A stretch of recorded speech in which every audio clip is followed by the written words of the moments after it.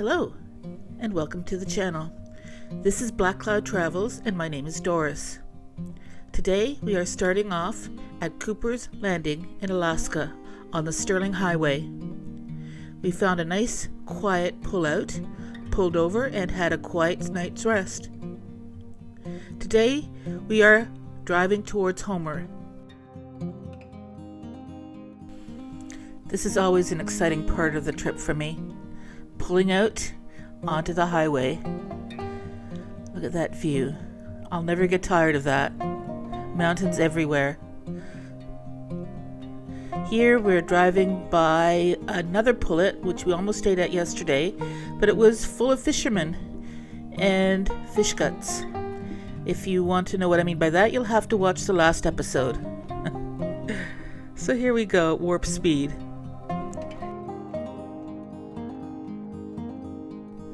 Just past the first green sign of the day, 54 miles to Seward and 150 to Homer.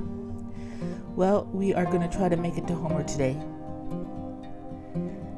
And we will save Seward for another time. Looking forward to that too. Now, if you look closely at the side of the road, you will see clumps of pink flowers. They are called fireweed. Now, last fall, there was a channel called Wings and Wheels Alaska that highlighted the fireweed. And she made a very wonderful looking jelly from the fireweed. And she also made some tea. So the only interaction I had with fireweed was painting them from a distance. But when I go back next time to Alaska, I look forward to getting to know fireweed a whole lot more. Now, something that has perplexed me time and again while I was in Alaska were the mountains. I was always kind of mystified at how one minute I could be surrounded by mountains and then we kind of turn a corner and the ground is flat, which of course is always disappointing for me. And then all of a sudden, boop, there they are again. Now, if you're noticing the substance hanging in the air, that is not mist, that is not snow, that is smoke from a fire burning about an hour and a half away from us. And yes, we're concerned, but not overly. That comes later.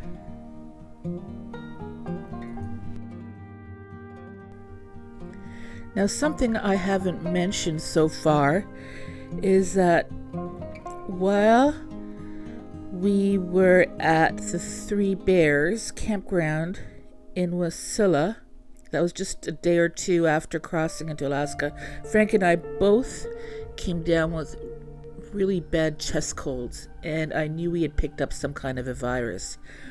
It was very hard to sleep, especially at the higher altitudes. Now, that being said, it is about here that we're getting more and more concerned. The smoke is getting thicker and thicker, and you can't escape it. It's in the camper, and you're breathing smoke.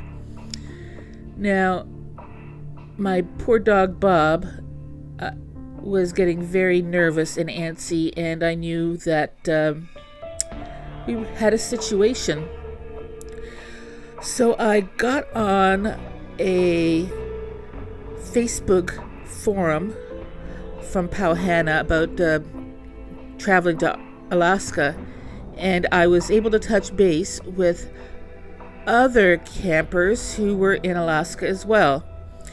And they assured me that as soon as we get closer to Homer, the smoke will disappear. That was good news.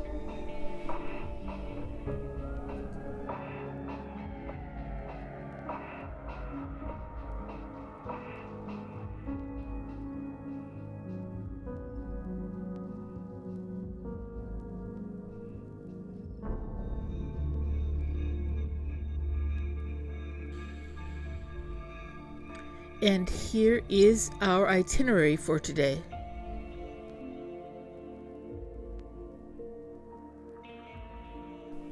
So it was about here that we began to notice an improvement in the air quality, and we were breathing much easier, especially Bob, and that's important.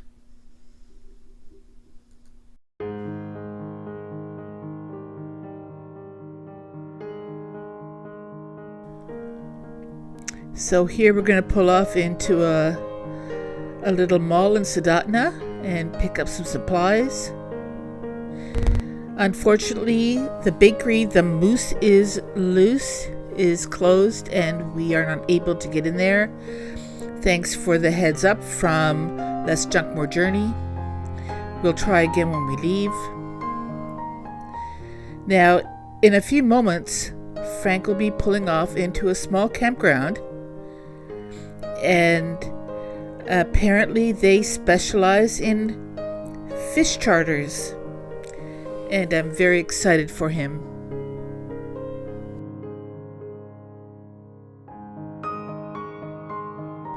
Now, while we were staying at the Fox Run Inn, I took this picture, and the camper next to us has got a freezer in the back.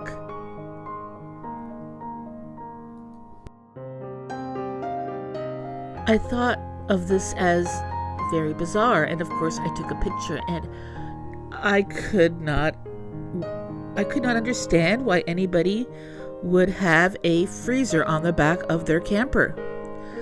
Little did I know.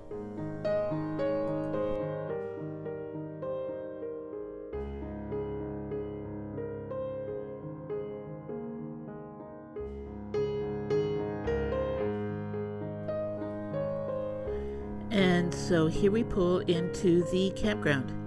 And off Frank goes, and he buys himself a fishing license for $50 for one day. And the blacked out parts are just our personal information. You would do the same. So he comes back and we have a plan. Although I'm very glad that we have a plan, I'm not too thrilled about the lush surroundings of the campground. Now, the logical thing is, this is a fisherman's campground. What do they care about mountains or grass or picnic tables? The important thing here was the fishing. And rightly so. Now, I want to stress that this campground was full. It was full of trucks, it was full of fishing boats, it was full of very eager fishermen. And the feeling was palpable. It was all about the fish.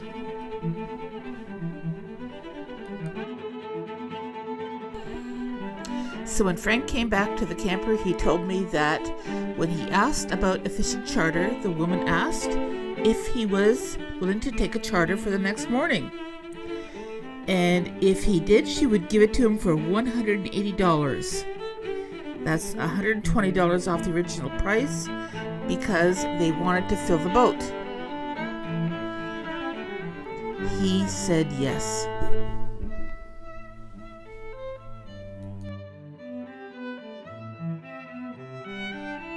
So at 6 o'clock the next morning, Frank was up. I had laid out his clothes, making sure he was well layered. I didn't want him to get cold. I included a couple of tablets of Dramamine or Gravol, just in case he got seasick. He packed himself a little lunch and a drink, and off he went. I slept in. So here we have Frank on the boat. It's all very exciting. His Captain Nick does a couple of magical moves on the boat, and before you know it, they've got the catch of a lifetime. So here we are. Frank managed to get 2 fish, one weighing in at 60 pounds and the second one at 30. He caught the second largest haul of the day.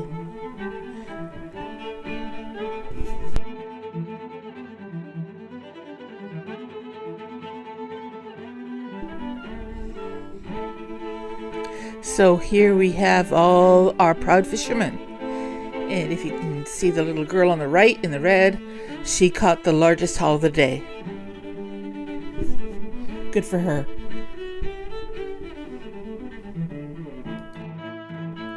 The whole atmosphere was really quite exciting, and I'm really quite grateful to Captain Nick and the crew.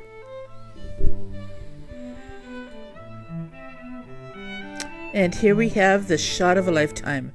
Frank the fish and Captain Nick. I believe that was the happiest day in his life. So we do not have a freezer in our camper large enough to hold a 46-pound fish. Hence, the light bulb goes off on why that camper next to us in Fox Run carried a freezer on the back of his camper. I want to buy a freezer for the back of my camper. So luckily for us, the charter company did offer a service where for a small nominal fee, $1 something a pound, they would cut your fish, clean your fish, bag your fish, and freeze your fish for you. All in nice, small little freezer-sized compartments, about a pound a meal. And we were very grateful that they did that.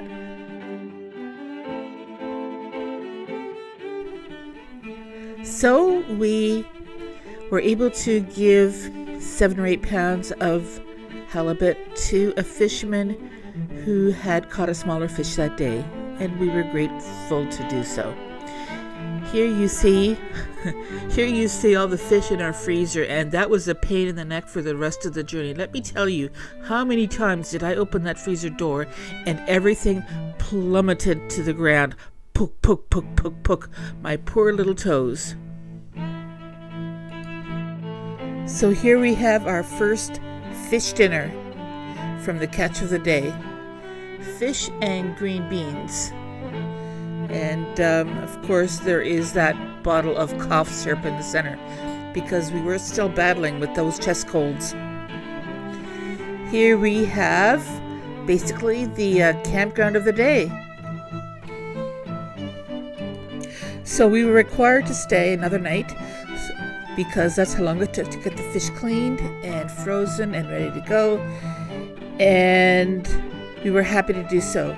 The next morning, there were all kinds of refrigerated trucks in front of the campground, basically waiting to take the fish away to all parts of the country. Unfortunately, they did not ship to Canada.